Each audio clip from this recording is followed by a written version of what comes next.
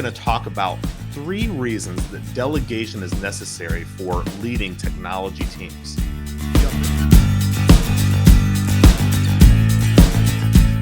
The Authentic Leader Show is the podcast for technology and other industry leaders who are mastering the art of delegation to lead high-performing technology teams. Now, who talks about delegation strategy? Well, besides me, of course. I mean, delegation isn't exactly an exciting leadership skill. Sure, delegation is necessary, but we've got too much to do to spend time thinking about a delegation strategy of all things. Well, that's exactly the reason why we have too much to do, because most leaders don't consider a delegation strategy as a key component to their leadership plan. If you want to increase your effectiveness as a leader of teams, you must be a master delegator.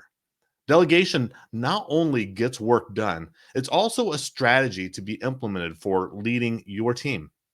Until you become a master delegator, you will end up delegating to the wrong team members from time to time, right? I mean, over time, you're going to sometimes make a mistake and wish that you had delegated to a more appropriate team member. You also won't confidently know who is the most appropriate person to delegate to. And you won't get the work results that you and your team deserve and need, quite honestly, to be successful. Without a delegation strategy, you will drift in your delegation methodology and in your leadership. Without a delegation strategy, you will delegate to everyone the same way, and you won't know how to delegate differently based on skill, experience, and motivation. Without a delegation strategy, you will miss out on an effective tool to coach your team and increase their skills and experience. Here are 3 delegation strategies for technology teams. Number 1, part of your delegation strategy is to plan all delegation. Why? Well, why is the magic question in your delegation strategy. You must be able to not only explain why the work is being done, but also why you selected that person to do the work.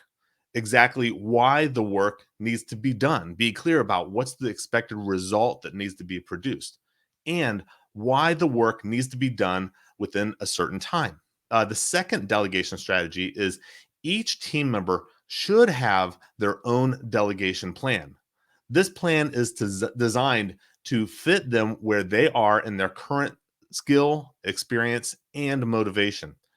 This plan is designed to help them to progressively improve in their professional development by appropriately pushing them outside of their comfort zone. I help my leader clients with how to evaluate the current skills and motivation of any assigned task, and then how to appropriately delegate that work through what I call the phases of delegation. The third delegation strategy is that delegation is a key leadership tool when coaching your team. Now, this is closely related to strategy 2 because it's part of the delegation plan that you have for each member of your team. You coach your team during the delegation process, but also when you are meeting one on one with them to identify their obstacles and then setting them up for success. A leader client that I worked with recently had this realization when he asked me, "Hey, Chris, are you telling me that I need to plan every delegation with my team?" Now, of course, his concern was the accumulated total time it would eventually take to plan every delegation. My simple answer is, well, yes. The reason that this was a concern for him was because he hadn't been planning hardly any delegation at all. So naturally, it seemed that it was going to take or add a lot of extra time and effort to begin planning every delegation.